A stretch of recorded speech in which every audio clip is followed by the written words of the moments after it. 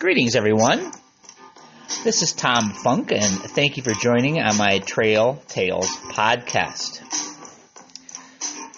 I'll be kicking off reading excerpts out of my manuscript for A Million Steps, which is my travelogue of hiking across Michigan's Upper Peninsula during the summer of 1998.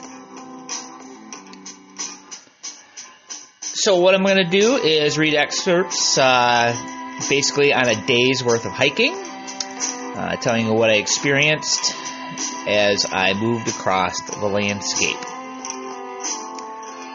So, take a seat, find a beverage, sit down, and let's enjoy the ride, and we will get started.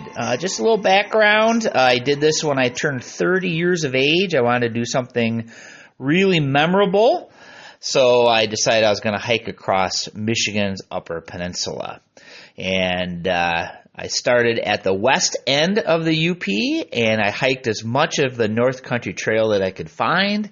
And back in the late 90s, the trail was not in the best shape in the Upper Peninsula, and you'll see that as we go along. So I have the book broken up into two parts.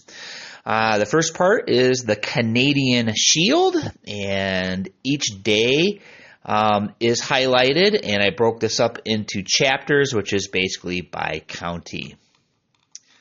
All right, here we go. Chapter 1, Gogebic County. The word Gogebic derives its name from a variety of sources, and none of which we all agree on.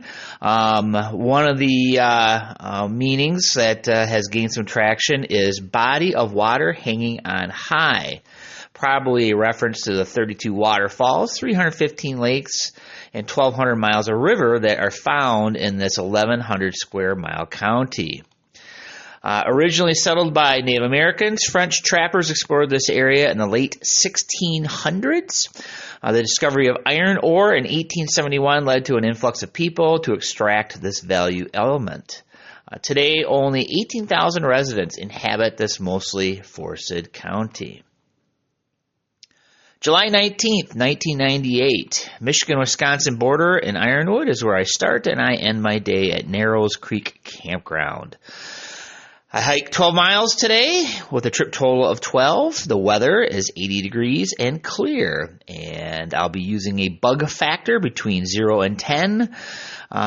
0 is no bugs, of course. 10 is time to pack up and go home because they're carrying me away on stretchers. 5 is where most average humans probably are dousing themselves with bug spray. Well, today's bug factor is a 0. And trail conditions, it is a road walk from my start to my end point. We were about to begin a voyage, the duration of which we could not foresee. Father Jacques Marquette, 1673. What the heck am I doing? And just like that, years of planning and months of preparation have commenced on the sunny summer day in Ironwood, the westernmost city in Michigan's Upper Peninsula. This is the beginning of a journey of a lifetime, an adventure that few people have ever embarked upon, walking across the Upper Peninsula using the North Country Trail. Poised on a bridge over the Montreal River at the Michigan-Wisconsin state line, I'm wearing a pack that's about 20 pounds more than I should be carrying. And I'm facing a challenging task, surviving using my physical condition, my minimal equipment, and my lack of wits. At this particular moment, I have more equipment than wits. I'm in good company. Don and Barb McWethy, along with their dog Scruffy, just spent over 48 hours traveling from Kalamazoo, Michigan to Ironwood, bringing me to this milestone in my short 30-year life. This is the moment I've been planning and prepping for over 2 years. This is it. Time to start my journey. I'm in decent shape practicing my backpacking skills at many state parks, and I honed my skills and endurance by hoofing anywhere between 5 to 15 miles once or twice a week with about a 30-pound pack. Well, today I overpacked, and I surely will ditch some weight sooner or later. And I'm pounding the pavement wearing Marine Corps boots and sporty shorts as I make my way east up US 2. Good luck, says Don, shaking my hand. Be safe, says Barb, giving me a hug. My story actually began 3.5 billion years ago when great volcanic activity spewed volcanic lava over the surface on which I stand. A great rift stretched to the north, creating Isle Royale, and to the south is a substrate for which I walk on for about 3 weeks. This is the Canadian Shield, the oldest rock formation on the planet. Vast iron ore deposits are found around this principal city in the Gogebic Iron Range, which stretches from upper Wisconsin to the Keweenaw Peninsula. It's a sunny, beautiful day with no humidity. Walking past several businesses looking for Lake Superior Street, I eventually need to head north on this paved road. Not one of these merchants reflected Ironwood's mining past. Settled in 1885 as the commercial center of the Gogebic Iron Mining District, it was named after James Ironwood. About 20 minutes of walking, I find Superior Street, and I assume this is the road I need. All this weight on my back, wearing military-style boots, walking on asphalt, this means sore feet. Walking surface streets in a northerly direction, I decide to take a load off in Hatula Corners, where I eat my very first lunch of the trip. I'm basically at a crossroad. There is a muffler shop on one corner and an abandoned gas station on the other. This looks like farmland with the occasional large hill sprouting from the landscape. After crawling into a stand of young poplar, I start checking my feet. I have a hot spot on my right heel on its bottom. It's really nothing to worry about. It's just tender, no blister or anything. And I realized, man, this is hard work. By far my best lunch as far as taste concerned. It certainly rewards the hard work I've been doing. But this lunch is tuna fish, crackers and cheese, and fruit punch. Lunches are meant to be taken using no silverware, no cooking, and no cleaning. You know, eating middle and lunch in the middle of the day, I don't want to spend my time cleaning and cooking. So I feel tired after lunch, and I take a long nap, about 2 hours in length. Hey, I kind of like 2-hour naps, so I woke up, and I felt well-rested but groggy, but it was only to hit more pavement.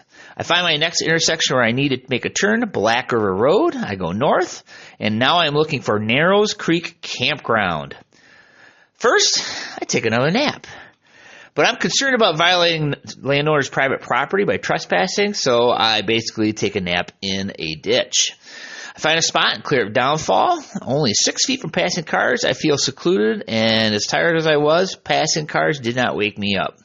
Naps, well, as I was to find out, they felt really good. I awaken myself, and I start carrying myself at a steady pace, and I can only put one foot in front of another. Before this trip, I decided that I should start each day at a time where I know I will be finished by 6 p.m. The sun does not set until well after 9 o'clock at night, so if I need extra time, I have 3 hours to use. Today's destination, which isn't on my DeLorme Road Atlas and Gazetteer, I used DeLorme maps and North Country Trail maps for my journey, and at this point, I'm actually using a map from a book about Michigan waterfalls. My DeLorme map shows Narrows Creek, and there's a place where it comes very close to the road. Assuming this is a place where the campground is, I have a short distance still to walk. What is nice about these maps is that every bend in the road is indicated on the map. If you know how to use a map and compass, it is very easy to track your progress using DeLorme maps. Since most of the land in the area has no trespassing signs, I don't think I have walked by my destination. In a car, it's easy to miss your turn traveling at a higher rate of speed. But me, at 2 miles an hour, I should not have missed my spot, but it feels like I have walked past my campground. Time goes by so slowly when you're walking. Where is Narrows Creek Campground? I start to think of my options if I do not find this campground. Do I throw myself in a ditch? Do I just grin and bear it? Do I keep walking?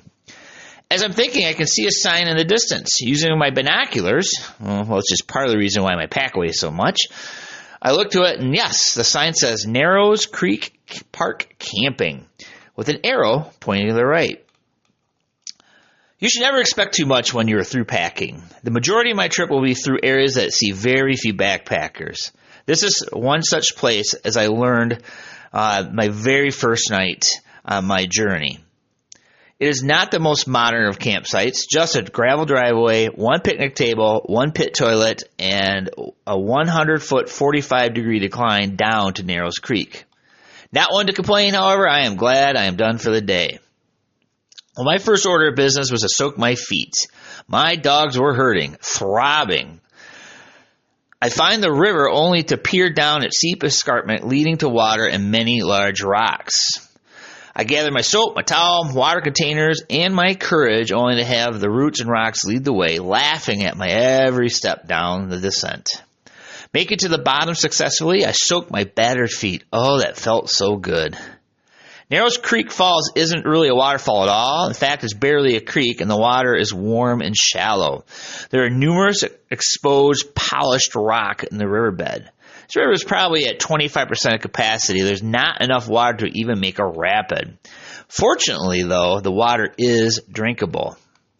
I struggled to climb back up the steep, sandy embankment, lugging a gallon and a half of filtered water, and I quickly become winded, arriving at the top just as sweaty as before I went down to bathe. While bathing and water collection are out of the way, I proceed to set up camp. Camp is not the word to use. Bivouac is more appropriate. I did not bring a tent. I use a tent vestibule and a piece of plastic that's 6 feet long by 3 feet wide, a sleeping pad, a sleeping bag, a Gore-Tex rain sack, and I drape a mosquito net over my so-called campsite. I had not practiced setting up this bivouac yet, but I'm a smart guy. I can figure this out. I think I needed a few more trees than I thought, and I created a triangle, and I strung my rope around the trees, and these supported the mosquito net. It takes about 15 minutes. I have my bivouac set up. My rain tarp is about 2 feet off the ground. Probably too low, but if it rains, I'll stay dry. My sleeping bag is inside the Gore-Tex, and this configuration is on my pad, which is set up on top of the plastic. The ground slopes to my feet, and so does the tarp. I am sure I will stay dry if it does cloud over and begins to rain. After camp is squared away, the next task is to prepare dinner. Since I had a big lunch, I'm not hungry for anything but to read my books. I have several books with me. I have Dostoevsky's Crime and Punishment. I have Newcomb's Wildflowers of Eastern North America, Peterson's Birds of Eastern North America, and a book on the Copernican Revolution. Here is a great place to scale down some weight. 4 books. Yeah, I think I'll get rid of some of those when I have a chance. So I'm reading, and a few cars pull in now and then to check out the falls or the lack thereof. The first carload ignored me completely, but I can see why. I shaved my head bald. I look like an escapee from a mental institution. And I'm reading Dostoevsky. I fit the profile of a deranged person. Another car pulls up and asks me where the falls are. They're down the steep bank, but the river's very low and there are no falls, I say to the elderly couple, which drove up in a Buick Century. And they asked, do you know of any other falls in the area? We heard this is a great area for waterfalls, the elder man says, about 60 years of age. As a matter of fact, if you go up the road, there are at least 5 more. They should be marked. A couple pulls away, and hopefully the waterfall hunting was successful. Other cars come and go, and all ignore me, probably because I'm ignoring them while I'm reading my book. Then a minivan pulls up. And I ignore it just like the rest. I just have to take a glance at it, and I start reading again. I notice out of the corner of my eye, a very large, tall man is walking towards me. A deep voice penetrates the campsite. Hey there. It's Paul Frederick, a fellow coworker. Oh my God, how the heck are you? You found me. Well, you did guilt trip Christy and I into making sure we found you. And out of this van pours Christy, Elizabeth, and Paul's daughter, Kira. You guys rule. This is so awesome. I am at a loss of words. I am truly excited. Paul, Christy, and Elizabeth all work with me at the Binder Park Zoo in Battle Creek, Michigan. Paul is our maintenance supervisor, Christy is our horticulturist, and Elizabeth is my direct supervisor, and she is the director of the zoo's education programs. I am her right-hand man to the day-to-day manager of the programs. Before I left, I gave Christy a map of where to find me. The four of them were taking a trip from Toronto to Minneapolis, and I tried talking them into traveling through the Upper Peninsula to visit me. I really did not expect to see them since it was probably much quicker to drive through the Lower Peninsula to get to Minneapolis. If they did find me, I thought it would be tomorrow at the earliest that I would actually see them. "Hey, Swamp Boy," says Elizabeth. The name Swamp Boy is my moniker at the zoo, having been the project manager for our Swamp Adventure exhibit. You guys rule. If I saw you at all, I expect it to be tomorrow at the earliest. I am still pumped I have visitors. Well, we didn't take as long as we thought we would in Toronto. We drove straight through to some campground outside of Sault Ste. Marie. Brimley State Park, I ask? No, some private campground. Meanwhile, Paul, Christy, and Kira are setting up the Taj Mahal of tents. This thing was a behemoth. It has a sleeping quarter and a porch. Elizabeth was more modest with her small dome tent. When we pulled up, we did not recognize you. You look like some escapee from prison. We told Paul to get out and see if it was you. If not, he was going to ask for directions to the next campground, said Elizabeth. She is definitely in vacation mode. Shorts, t-shirt, ball cap, probably doped up on caffeine. She definitely needs a vacation more than me. Truly fascinated by my trip. The only story I have for them is that my feet hurt. Christy pulls out a metal bowl and dumps some ice in it for me to soak my feet. These guys rule. They even cook supper for me and wash my dishes. We stayed up and played euchre, as good Michiganders do, and we turned in at sundown.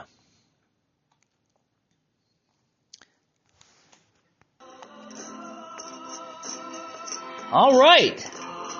Day 1 in the books. I hope you enjoyed it. Come on back in a week and hear about day 2. Thanks again. This is Tom Funk with Trail Tales, and we will see you again. Thanks for listening.